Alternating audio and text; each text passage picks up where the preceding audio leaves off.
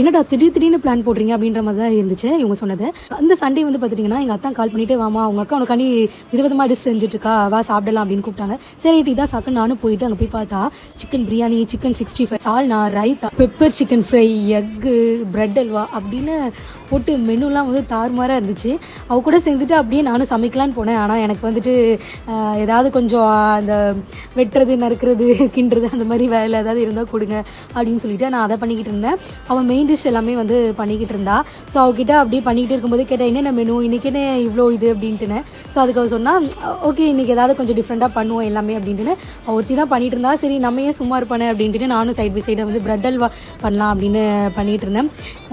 Bread halwa வந்து பண்ணோம், ஓகேயாக தான் இருந்துச்சு. பட் ஆனால் என்ன அப்படின்னா நாங்கள் 2 விதமாக அதை சொதப்பிட்டோம்.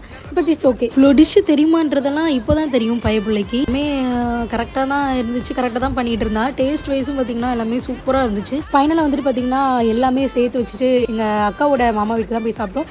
அங்கே அவங்க மட்டன் குழம்பு வச்சுருந்தாங்க.